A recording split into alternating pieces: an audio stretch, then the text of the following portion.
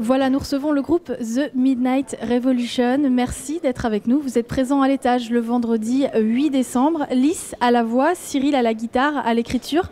Vous êtes 5 au total dans le groupe et vous êtes rencontrés il y a un an. C'est ça. Il y a un an tout pile à Saint-Malo. On s'est rencontrés, je venais d'arriver à Saint-Malo en fait, avec quelques chansons sous le coude. Et je voulais rencontrer des musiciens et puis par l'intermédiaire de petites annonces et par amis communs, on s'est rencontrés. Alors justement, quand vous vous êtes rencontrés, est-ce que vous aviez déjà un petit peu décidé de la direction que vous vouliez prendre? Toi, tu écrivais déjà des textes en français, en anglais. Vous aviez déjà une idée de ce que vous vouliez donner? J'écrivais pas mal de titres avant de se rencontrer en fait, et des textes plutôt en anglais. Du coup, il y avait déjà une ligne directrice un peu sur une ambiance, déjà un univers. Et en fait, je cherchais des musiciens et surtout aussi une chanteuse qui pouvait vraiment retranscrire cet univers et qui pourrait vraiment apporter une plus-value, quelque chose avec une voix hors du commun. Moi, je cherchais vraiment une voix spéciale et j'ai rencontré Lys. C'est vrai, Lys, que tu as une voix vraiment particulière. Alors, comment ça s'est passé pour toi, l'intégration, la formation du groupe? Donc j'étais la dernière à arriver du coup dans la formation.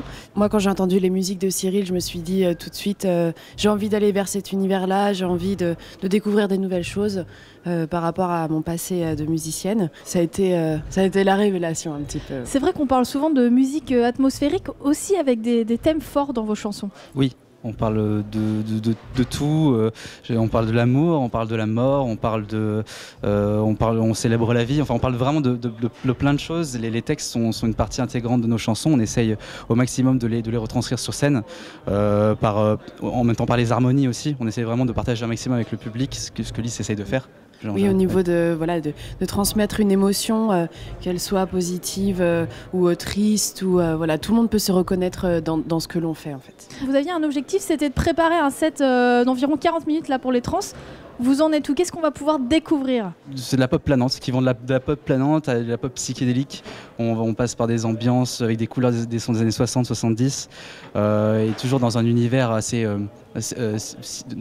dans un univers de cinéma. Voilà ce que je veux dire, voilà. Alors voilà, pour les trans, mais vous avez quand même des projets à venir, notamment peut-être l'année prochaine, la sortie d'un album. On espère.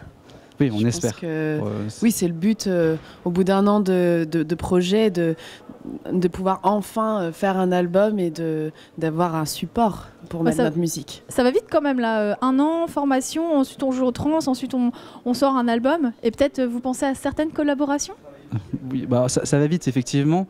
On a quand même quelques chansons, pas mal de chansons de côté. On a la chance d'en avoir quelques-unes, donc du coup c'est vrai qu'on sait à peu près déjà, on a déjà à peu près notre album de près. Maintenant il faudrait effectivement le composer, enfin l'enregistrer, voilà.